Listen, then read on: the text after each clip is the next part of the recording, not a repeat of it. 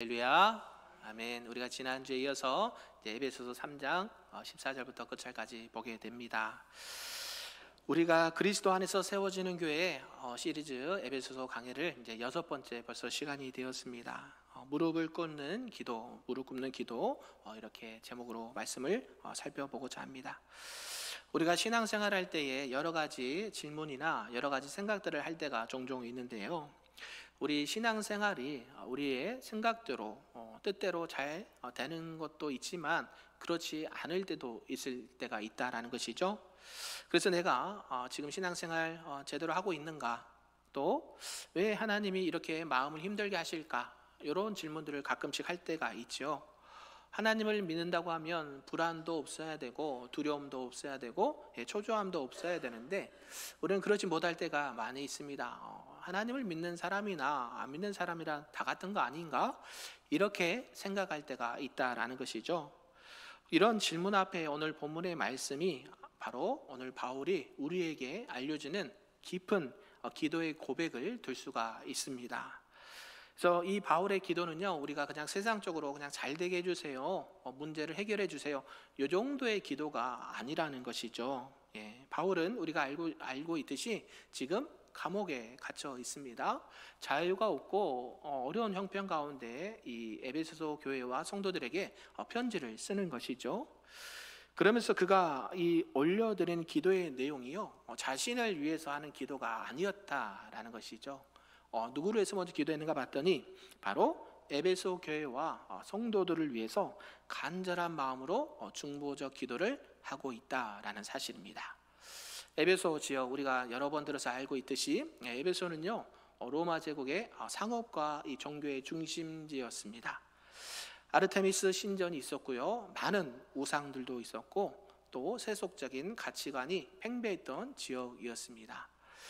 그래서 성도들은 외부적으로나 내부적으로 많이 어려운 상황이었다라는 것이죠. 그래서 많이 믿음과 신앙이 흔들릴 수밖에 없는 환경이었습니다. 그래서 바울은 그들에게 흔들리는 세상 가운데 너희들의 믿음과 신앙은 흔들려서는 안 된다라는 이 간절한 마음으로 오늘 기도를 하고 있다는 것이죠. 그래서 바울은 오늘 무릎을 꿇었다라는 표현이 있습니다. 당시 유대인들은 어떻게 기도합니까? 일부러 서서 기도하거든요. 누가 봐도 저분은 유대인이고 저분은 랍비고 저분은 하나님 앞에 기도하는구나 라는 것을 표면적으로 알 수 있게끔 기도를 했는데요. 바울은 지금 어떻게 기도를 합니까? 무릎을 꿇고 기도하고 있다라는 것이죠. 이걸 어떤 자세로만 말하는 것이 아니라 그 마음에 무엇이 필요하다, 무엇이 있다는 것을 말씀합니까? 간절함이 묻어 있다는 것이죠. 하나님, 제발 우리 에베소 교회와 성도들에게 이러한 기도의 은혜를, 응답을 더해 주십시오 라고 간절한 마음으로 기도를 하고 있다는 것이죠. 여러분 혹시 무릎 꿇고 기도해 보신 적 있으십니까? 요새는 다 이렇게 편안한 의자가 있어서, 예전에 어때요? 다 바닥에 장판 방석 깔고 이렇게 금요기도에 철회하면서 불로불로 하고 막 북치고 이렇게 찬양하고 했던 게 기억이 나는데요. 지금은 많이 편해졌습니다. 그래서 무릎을 꿇을 기회가 많이 없는 것 같아요. 저도 그렇게 이렇게 또 이렇게 하면 현대적으로 와서는 무릎을 꿇는 기회가 많이 없을 것 같습니다. 저뿐만 아니라 여러분도 아마 그랬을 것 같아요. 그런데 오늘 바울은 이 캄캄한 감옥에서 차디찬 바닥에서 무릎을 꿇고 기도했다라는 것입니다. 바울만 있겠습니까? 우리들도 힘들고 어려우면 누구에게 기도합니까? 하나님께 기도하죠. 뭐 해달라고요? 문제를 해결해 달라고. 하나님, 우리 자녀들 문제 쉽게 되지 않습니다. 경제적인 문제는요, 더할 나위 없고요, 또 건강의 문제 내 뜻대로 되지 않습니다. 하나님께서 도와주시지 않으면 안 됩니다. 이런 간절한 마음으로 무릎으로 기도를 했다라는 것이죠. 우리 예수님께서도 겟세마네 동산에서 무릎을 꿇고 기도를 하셨습니다. 뭐라고 기도하는가 봤더니요, 그 간절한 마음으로 무엇이라고 기도했는가 봤더니 내 아버지여, 할 수만 있거든 이 잔을 내게서 지나가게 하옵소서라고 기도를 해요. 그러니까 예수님께서 십자가에 죽으실 것을 이미 알고 계셨습니다. 그런데 그 시간이 이제 얼마 남지 않았다라는 것이죠. 몰랐으면 그런가 보다 하고 그냥 그 고통을 어떻게 이겨보기라도 하겠는데, 너무나도 다 알고 있는 거예요. 내가 이제 그 십자가에 못 박혀서 죽겠구나, 이런 것을 알았기 때문에 더 어때요? 우리 매 맞을 때 어떻습니까? 먼저 매 맞는 사람이 그 공포가 없잖아요. 그런 것처럼 예수님도 얼마나 그 두려운 마음과 힘든 마음이 있었냐면, 할 수만 있거든 이 잔, 이 십자가의 고난의 잔을 피하게 하옵소서, 지나가게 하옵소서라고 기도했을 정도라는 것이죠. 그것은 예수님께서 예수님의 그 고통을 피하고자 했던 기도가 아니라 하나님의 뜻에 순종하고자 하는 거룩한 몸부림이 되었다라는 사실입니다.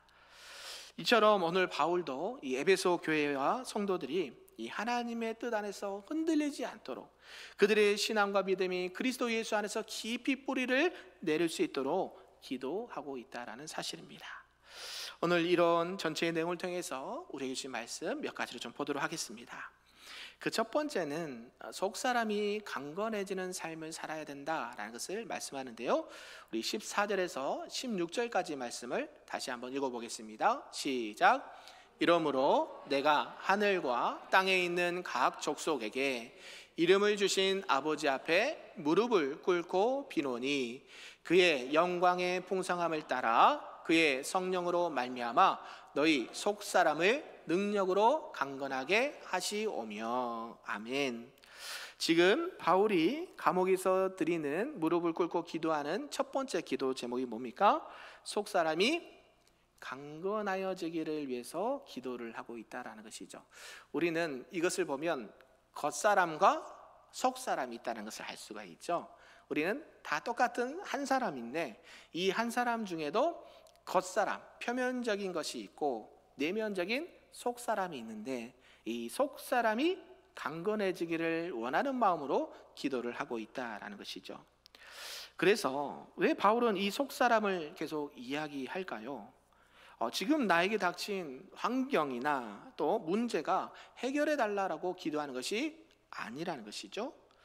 왜 속사람이 강건하게 해달라고 기도를 했을까요? 그것은 우리의 진짜 신앙은 겉에 있지 않다라는 것이에요. 그 진짜 신앙은 어디에 있어요? 속사람에게 있다. 우리 주일날도 마음의 시선이 더 중요합니다. 며칠 안 지났습니다. 마음의 시선이 더 중요합니다. 지난 주일날도 말씀 들었잖아요. 사도 바울도 그 에베소 교회와 성도들에게 신앙생활함에 있어서 겉사람보다 이 속사람이 계속 강건해지기를 간절히 바랬다라는 것이죠. 아무리 환경이 좋아도 속사람이 약하면 흔들리게 됩니다. 그와 반대로 환경이 아무리 어려워도 속사람이 강하면 견딜 수가 있다라는 사실이죠. 우리가 구약에 보면 다윗이 나옵니다. 이 다윗이요, 이 사울에게 쫓기면서 거의 10년 동안, 수년 동안을 이 도망자로서 생활을 합니다. 1, 2년도 아니고 하루 이틀도 아니고요, 계속 피해 다니면 어떤 마음과 생각이 들까요? 하나님, 왜 이렇게 나에게 어려움을 주십니까? 라고 불평도 할 수 있는데요, 그렇지 않았다라는 것을 알 수가 있죠. 외적인 환경, 겉에를 보면 최악의 상황입니다. 어떻게 저렇게 할 수 있지? 라는 생각을 자연스럽게 할 수밖에 없는 것이죠. 그런데 그가 시편에서 어떻게 고백을 하냐면요, 내 영혼아 내가 어찌하여 낙심하느냐, 너는 하나님을 바라라. 아멘. 지금 누구에게 명령하고 있는 거예요? 다윗이 자기의 속사람에게 명령하는 거예요. 내 영혼아 너는 왜 낙심하고 있느냐, 너는 누구를 바라봐라? 하나님을 바라봐라라고 명령을 하는데, 그 사람이 누구예요? 자기의 속사람. 아멘이신가요? 우리가 힘들고 어려울 때 명령하셔야 돼. 누구에게? 내 안에 있는 나도 모르는 속사람이 있다는 것이죠. 그래서 내 영혼아 왜 낙심하느냐, 왜 두려워하느냐, 왜 떨고 있느냐, 너는 누구를 바라봐라? 하나님을 바라봐라 라고 다윗처럼 고백을 해야 된다는 것이죠. 도망자 신생이 다윗은요, 외부의 환경을, 외부의 상황을 바꾸어 주십시오라고 간절히 기도하지 않았어요. 뭐라고요? 자신의 속사람을 위해서 기도를 했다는 것이죠. 그는 하나님을 향한 온전한 신뢰를 이 내면에 간직을 했고요, 결국 하나님의 때가 돼서 이스라엘 왕으로 세움을 받습니다. 이게 하나님의 일하심이라는 것이죠. 사랑하는 성도 여러분, 오늘날 저와 여러분들이 혹시 오늘 사도 바울처럼 아니면 다윗처럼 마음과 또 상황과 여건이 어려움에 있는 분들이 계십니까? 그렇다면 우리의 겉에보다 우리의 속사람이 더욱 강건하시기를 주님의 이름으로 축복합니다. 그래서 자꾸 외적인 조건을 바꾸고 싶어 하는 것이 아니라 하나님, 외부의 환경보다 내 속사람이 더 강건하기를 원하고, 내 속사람이 더 하나님을 바라기를 원하고, 내 속사람이 하나님을 더욱더 의지하기를 원합니다. 아멘. 우리가 기도하면요, 이런 경험이 있는 거예요. 저 같은 경우도 있는데 외부 환경은 전혀 바뀌지 않아요. 특히 이제 건강이나 물질이나 뭐 자녀들 문제에 있어서요, 기도하는 대로 응답받으면 할렐루야, 아멘 이렇게 하는데 그게 금방 나타나지 않아요. 그래서 어때요? 낙심되거든요. 아유, 하나님, 도대체 이거 목회자로서 체면도 안 쓰고요. 그러지 않아요? 아유, 장로님, 권사님, 집사님 있네. 기도하는데 이게 불편하고 이 낙심되는 게 있단 말이죠. 누구나 있어요. 그런데 그럴 때에 어때요? 환경을 바꿔달라는 기도보다 뭐를요? 하나님, 내 주변의 환경은, 우리의 외부의 환경은 내가 어찌할 수 없지만 하나님께서 우리의 속사람, 나의 속사람을 강하게 하셔서 이 환경을 이길 수 있는, 이 환경을 뛰어넘을 수 있는, 아멘이 안 나오네요. 이 환경을 지나갈 수 있는, 이게 나에게 주옵소서. 이런 은혜가 있기를 주님의 이름으로 축복합니다. 아멘. 두 번째는요, 이 그리스도의 사랑에 뿌리를 내리는 삶을 살아라 라고 명령하는데요, 우리 본문 17절, 18절, 19절을 함께 읽어보겠습니다. 시작. 믿음으로 말미암아 그리스도께서 너희 마음에 계시게 하시었고, 너희가 사랑 가운데서 뿌리가 박히고 터가 굳어져 능히 모든 성도와 함께 지식에 넘치는 그리스도의 사랑을 알고 그 너비와 길이와 높이와 깊이가 어떠함을 깨달아 하나님의 모든 충만하신 것으로 너희에게 충만하게 하시기를 구하노라. 아멘. 지금 바울이요, 에베소 성도들과 교회를 위해서 기도할 때에 속사람이 먼저 강건하기를 기도를 했습니다. 그 두 번째가 뭐냐면, 그리스도께서 너희 마음에 계시게 하시고 사랑 가운데 뿌리를 박고 터가 굳어지기를 원하는 기도를 하고 있다라는 것이죠. 이제 속사람이 강해지는 것도 이제 중요하지만, 예수님께서 누구의 마음에요? 여러분들의 마음에 계시고, 두 번째는요, 사랑 가운데 뭐가 깊이 박혀야 돼요? 뿌리가 깊이 박히고 터가 굳어져야 된다라고 사도 바울이 기도를 하고 있습니다. 이 뿌리가 박히고 이 터가 굳어진다라는 표현이요, 매우 인상적이지요. 식물이 잘 자라려면 뭐가 튼튼해야 될까요? 뿌리가 튼튼해야 됩니다. 뿌리가 건강하면 아무리 줄기가 마르고 비틀어져도 다시 새싹이 나고 자라나고 열매를 맺게 된다라는 것이죠. 건축물이나 아니면 다리나 교량 같은 경우 어떻습니까? 그 건축물이 무너지지 않으려면 뭐가 튼튼해야 될까요? 우리 서창덕 집사님, 뭐가 가장 중요할까요? 기초가 튼튼해야 됩니다. 우리 서창덕 집사님 그 전공이시거든요. 기초가 튼튼해야 무너지지 않습니다. 마찬가지예요. 사도 바울이 우리의 신앙이 이 흔들리는 세상 속에서 흔들리지 않으려고 한다면 어때요? 그리스도의 사랑이라는 이 토양 위에 깊이 뿌리를 내려야 된다라고 권면하고 기도하고 있다는 것이죠. 그런데 여러분, 우리가 신앙생활을 하다 보면요, 이 사랑이란 단어 매우 익숙하죠? 사랑하고 축복합니다. 한번 인사해 볼까요? 시작. 사랑하고 축복합니다. 아멘. 우리 너무 이거 자주 해요. 그러니까 좀 피부에 안화가 닿을 때가 있어요. 그래서 그 익숙함 때문에 그 사랑이라는 무게와 의미를 이렇게 가볍게 생각하는 경우가 있다라는 것이죠. 하나님은 사랑이십니다. 예수님은 여러분을 사랑하십니다. 할렐루야. 반응이 시큰둥해요. 아멘, 할렐루야 이렇게 나와야 되는데 전혀 그렇죠. 그냥 사랑하신가 보다, 이 정도로 지금 반응을 하시거든요. 그런데 그 사랑 얼마나 크고 놀라운지를, 아멘. 그 사랑은요, 우리의 모든 지식과 우리의 모든 환경과 우리의 모든 경험을 초월하는 사랑이에요. 초월하는 건요, 그냥 지나가는 게 아니라 건너뛰는 사랑. 우리는 도저히 그렇게 할 수가 없습니다. 제가 가끔씩 우스개로 이렇게 예를 드는 게 있어요. 여러분 집에서 강아지나 고양이 키우신 분들 계시죠? 애완동물 키우신 분 계시죠? 심지어 곤충도 키우신 분도 봤어요.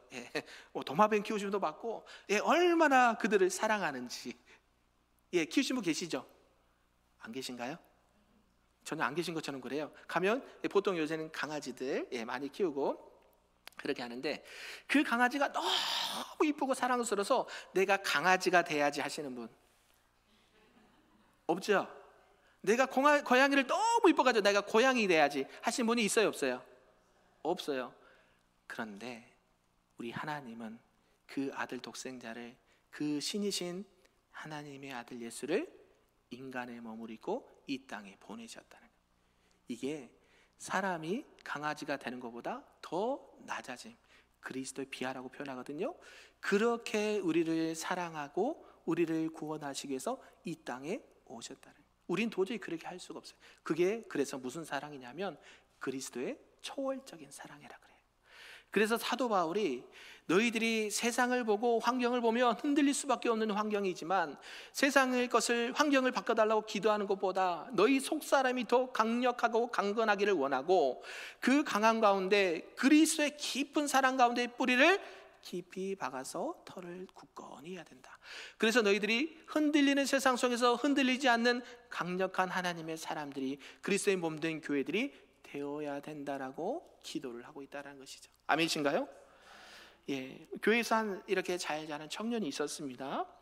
그는 어릴 적부터 주일학교 출신이에요. 주일학교, 성경고사 가서 또 찬양대, 율동대 많은 것들을 하고 이렇게 주일학교 때는 잘 다녔습니다. 그런데 대학에 들어가서 어때요? 신방을 가보면 이런 케이스가 너무 많아요. 아들이 대학을 가고 군대를 갔다 오니까요, 신앙이 너무 식어버렸어요. 세상의 즐거움과 기쁨이 너무 즐거운가 봐요. 교회에 돌아오라 해도 돌아오지 않아요. 이런 분들이 부지기수입니다. 부지기수. 그래서 한 청년도 그랬어요. 정말 주일학교 때 성실하고 하나님을 잘 믿었던 그 자녀들이 성인이 되고 사회생활을 하고 대학생활, 군대생활을 하니까 신앙을 떠나버려요. 교회를 떠나버려요. 그러니까 그렇게 살다가 어느 날 큰 실패를 경험했나 봐요. 근데 그때 그의 어머니가 늘 아들을 위해서 기도했거든요. 이 어머니만 했겠습니까? 저와 여러분도 마찬가지죠. 자녀를 위해서 늘 눈물로 기도하는 게 부모 마음인데요. 그 어머니가 그 힘들어하는 아들에게 건넨 한마디가 힘이 되었다는 것이죠. 엄마는 네가 잘 되기를 늘 바란다. 그런데 가장 중요한 거는 너가 하나님 앞에 빨리 돌아왔으면 좋겠다. 아멘이신가요?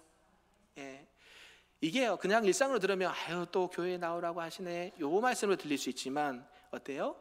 정말 그 심령이 가란 심령 가운데 있을 때 누구 하나 세상으로, 사람으로, 지인들로, 친구들로 인정받지 못하고 사랑이 메말랐을 때 그 어머니의 따뜻한 이 복음과 사랑의 말 한마디가 그 자녀를 주님께로 인도한다라는 것이죠. 결국 그 자녀는 다시 신앙이 회복돼서 열심으로 또 하나님 앞에 영광을 올리는 그런 귀한 청년이 되었다는 말씀이 있습니다. 그 사랑 얼마나 아름다운지, 그 사랑 얼마나 날 부여오게 하는지 이 찬양의 가사를 부르면서 하염없이 눈물을 흘리며 회개했다라는 것이죠. 왜요? 왜 그럴까요? 나는 비록 세상이 좋아서 세상을 떠나서 즐거움과 쾌락에 빠져 있었지만 여전히 나를 사랑하시고 여전히 있는 자리에 계시고 여전히 하나님을 우리를 택하시고 부르셔서 여전히 주님 앞에 돌아가기를 원하시는 분이 누구세요? 하나님이십니다. 믿으십니까? 태신자들에게 꼭 전하셔야 됩니다. 연락하신 분, 이번 주 미션 있습니다. 연락하셔야 됩니다. 아멘. 태신자 작정 못하신 분들, 마음에 품은 영혼들 위해서 기도하시고 연락하십시오. 꼭 작정 안 했다고 해도요, 내가 전도하고 싶은, 내가 그 영혼을 위해서 기도하고 있는 영혼들에서 연락하십시오. 그럴 때에 하나님께서 일하신 줄로 믿습니다. 너는 세상이 좋아서 세상으로 갔지만 하나님은 여전히 너를 기다리고 계셔. 여전히 너를 사랑하고 계셔. 그 십자가의 사랑, 크고 놀란 그 사랑으로 너를 기다리고 계셔. 아멘. 그런 은혜가 우리에게 있기를 바란다라는 것이죠. 그래서 우리가 마음이 메말라 있는지 한번 뒤돌아보게 하시고, 또 기쁨이 없고 감동이 없고 또 습관처럼 예배를 드리고 있는 분들이 계십니까?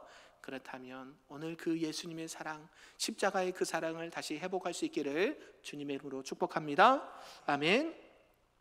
마지막 세 번째는요, 하나님의 능력을 신뢰하고 영광을 돌리는 삶을 살아라 라는 말씀인데요, 우리 20절과 21절 말씀을 함께 크게 읽어보겠습니다. 시작. 우리 가운데서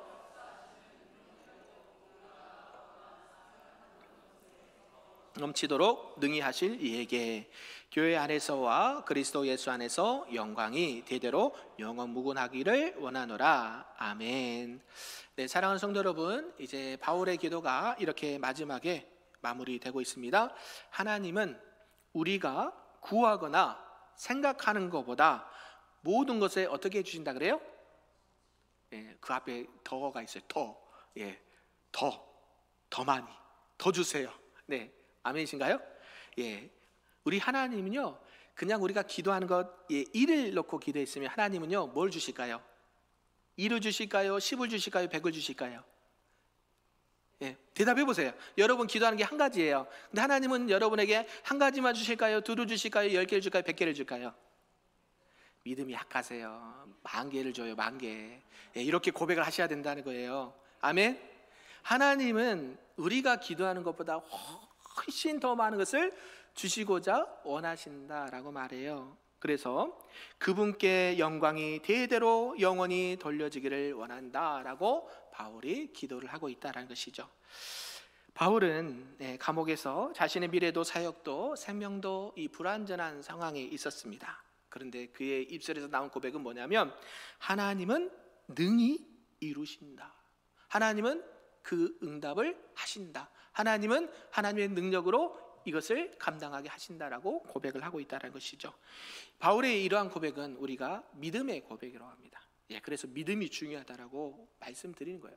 저와 여러분의 환경을 보면 그렇게 바뀔 일이, 또 우리의 상황이 쉽게 바뀌어지는 것 같지 않습니다. 우리의 시선과 우리의 경험과 우리의 지식을 내려놓으셔야 돼요. 할렐루야. 하나님은 우리의 경험과 지식과 능력을 어떤 분이세요? 초월하신 분, 초월하신 분. 그냥 1 더하기 1은 2가 아니고요, 1 더하기 1은 수만 가지가 된다고요. 아멘. 그것을 보고 말하고 있는 거예요. 그래서 우리가 이런 순간이 있어요. 기도하는데 하나님, 너무 힘들 때가 있어요. 아무 응답이 없을 때 하나님께서 정말 내 기도를 들으시고 계실까? 하나님의 부재와 침묵을 느낄 때가 있다는 것이죠. 그럴 때 우리가 흔들립니다. 신앙이 있어도 흔들리고요, 목회자라도 중직자도 흔들립니다. 그럴 때에 사도 바울이 이렇게 고백을 하고 있는 것이죠. 기도하면서 하나님은 우리가 구하는 것과 생각하는 것보다 훨씬 더 넘치게 이루신다. 아멘. 그냥 잘 될 거야, 요 정도가 아니죠. 우리 집사님 잘 되실 겁니다. 일이 잘 될 겁니다. 아멘. 근데 그거보다 훨씬 더 잘 된다고 말씀하시는 거예요. 우리가 구약의 사무엘 1장에 보면 한나라는 여인이 나옵니다. 이 한나는요, 아이를 낳지 못하는 불임의 여성이었어요. 그러니까 그 여인이 항상 이 성전에 가서 통곡하며 기도했습니다. 누구 달라고요? 아들을 주세요. 하나님, 나 정말 힘들어서 못 살겠습니다. 이거 진짜 여자로서 이거 체면도 안 쓰고, 정말 나에게도 정말 아리따운 아들, 또 잘생긴 아들, 하나님이 기뻐하신 아들 주시옵소서. 그리고 어때요? 엘리 제사장이 와서 그녀가 술 취한 줄 알고 이렇게 나무라기도 하죠. 그만큼 아까 바울이 무릎을 꿇었던 것처럼 한나도 그 간절함으로 하나님 앞에 기도를 한 것이죠. 그래서 어떤 응답을 받습니까? 하나님께서 한나에게 누굴 주세요? 사무엘을 주세요. 하나님께서 한나의 기도를 들어주셨죠. 할렐루야.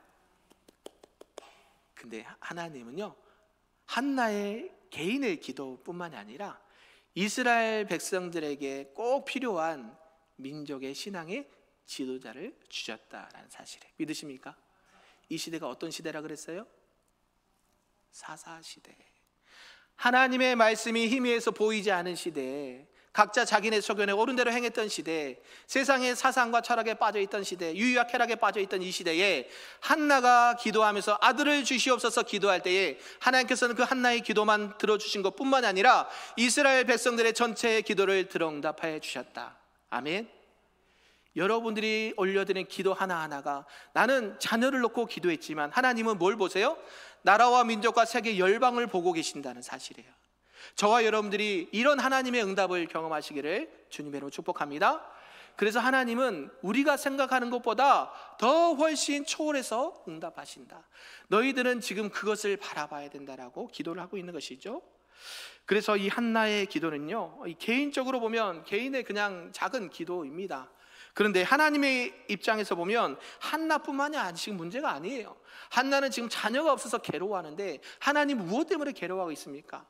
내 백성, 내 자녀가 하나님을 떠나서 우상에 빠져 있고 하나님의 말씀을 벗어나서 자꾸 타락의 길로 가고 있는데, 하나님의 관점에서 보면 내 자녀가 지금 그런 상황이면 여러분, 두 다리 쭉 뻗고 편하게 주무실 수 있는 부모 아무도 없습니다. 하나님은 그런 간절한 마음이 있다는 거예요. 그래서 어때요? 옳거니 한나가 기도하는구나. 내가 사무엘을 줘서 이 사무엘을 통해서 온 이스라엘 백성들을 다시 세워야지, 다시 회복시켜야지. 아멘. 저와 여러분들의 기도가 그냥 기도가 아니에요. 하나님께서 받으시면 세계의 민족과 열방을 변화시키는 놀라운 기도의 응답이 된다라는 사실입니다. 믿으십니까? 오늘 이 금요 기도의 시간에 여러분이 어떤 기도 제목을 가지고 왔습니까? 특히 우리 픽대자분들 어떤 기도의 마음으로 기도 제목을 가지고 하나님 앞에 서기를 원하십니까? 여러분이 올려드는 그 기도가 그냥 개인의 기도가 아니에요. 이 나라 민족과 세계 열방을 시키는, 변화시키는 감사하는 기도라 되는 것이죠. 우리 금요교회를 통해 하나님께서 여러분에게 귀한 직분을 주셨습니까? 아멘. 왜 주셨을까요?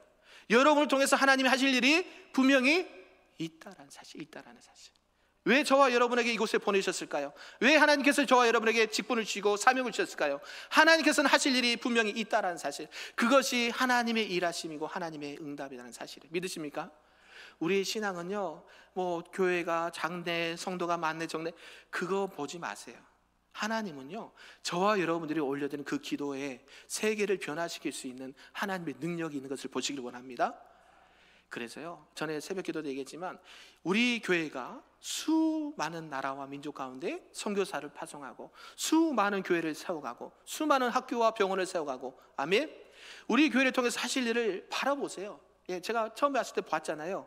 예, 저 3층이 터져서 200명, 300명 예배 드리는 거 안 보이세요? 저만 보이나요? 믿음의 눈을 들어서 보시란 말이에요. 할렐루야. 그래서 여러분들에게 제가 간곡히 말씀하는 거예요. 무엇을 해달라고 요청한 게 있어요. 뭐예요? 첫째는 예배. 아멘이신가요? 예배의 자리에 빠지면 안 됩니다. 기도의 자리 빠지면 안 됩니다. 전도의 자리, 여러분이 봉사하는 자리에 빠지시면 안 됩니다라고 그렇게 목 놓아 피 터지게 얘기하는 거예요. 아멘. 여러분들의 그 작은 헌신과 그 여러분들의 개인적인 기도가 여러분의 기도의 응답만이 아니라 우리 교회와 나라와 민족과 세계 열방을 변화시키고 살리는 그 생명의 기도가 된다는 사실이에요. 바울의 기도를 통해서 하나님께서는 응답하시고, 바울의 기도를 통해서 에베소 교회가 성장하고, 바울의 기도를 통해서 세계 열방이 복음화되는 놀라운 역사가 일어났다라는 사실이죠. 그 복음이 어디까지 왔습니까? 오늘날 우리에게까지 왔어요. 아멘이신가요? 예. 여러분들이 기도하고 여러분들이 헌신하고 여러분들이 사명을 감당하면 하나님을 알지 못하는 수많은 민족과 열방들이 부지기수예요. 뭐 세계 안 나가도 돼요. 우리 지역만 보세요. 지역만. 전주 지역 교회는 많지만 어때요? 방황하는 용도는 많고, 우리 전주뿐만 아니라 우리나라 가운데 어때요? 우리나라가 몇만 명인가요? 몇만 명이에요? 5천만. 예를 들면 5천만이라면 기독교 우리 천주교까지 포함해서 몇 퍼센트인지 아세요? 10%도 안 돼요. 10%도. 그러면 90%는 뭐예요? 하나님께서는요, 저와 여러분을 통해서 그 아직도 하나님을 떠난 영혼들에게 하나님의 복음과 사랑이 증거되기를 원하신다라는 사실입니다. 믿으십니까? 그래서 우리에게 주신 사명이 그거예요. 너희는 땅끝까지 이르러 내 증인이 되고 가르쳐 지키게 하라. 왜 이렇게 목사님 맨날 숙제 주고 맨날 큐티하라 그러고 맨날 그 독후감 내라 그러고 왜 그래요? 여러분들이 가르침, 하나님께서 직접 주시는 그 은혜와 가르침을 받으셔야 돼요. 목사가 주는 거 말고요. 목사는 통로예요. 통로고요. 여러분들이 직접 말씀 큐트를 하시면서 하나님께서 나에게 주신 그 말씀을 붙잡고 기도하셔야 돼요. 그 기도가 하나도 땅에 떨어지지 않고 하나님께서 받으시면 어때요? 나라와 민족과 세계를 변화시키는 기도가 된다라고요. 아멘이신가요? 지금 사도 바울이 그것을 권면하고 있는 거예요. 그래서 우리가 구하고 간구하는 것보다 훨씬 더 높고 훨씬 더 큰 하나님의 응답과 더욱 차고 넘치는 또 그 역사하시는 하나님의 능력을 보게 된다라는 사실입니다. 사랑하는 성도 여러분, 우리가 기도할 때에 하나님은 반드시 일하십니다. 믿으십니까? 때로는 우리가 원하는 방식이 아닐 수도 있습니다. 때로는 우리가 원하는 시간대가 아닐 때도 있습니다. 오히려 시간이 오래 걸릴 수도 있습니다. 하지만 하나님께서는 우리가 기도하고 간구하는 것보다 훨씬 더 크고 깊게 역사하시는 줄로 믿습니다. 단지 우리의 삶이 응답만을 위한 것이 아니라 하나님의 영광을 위해야 된다라는 것이죠. 너희가 먹든지 마시든지 무엇을 하든지 무엇을 위해서 해라? 하나님의 영광을 해라. 저와 여러분들 이 사명 꼭 잊지 아니하고 어려움 중에도 힘듦 중에도 기도하면서 낙심하지 말고 하나님의 일하심을 기대하고 나가시는 우리 금빛교회 모든 성도님들, 우리 귀한 임직 피택자분들, 우리 청년들 될 수 있기를 주님의 이름으로 축복합니다. 아멘.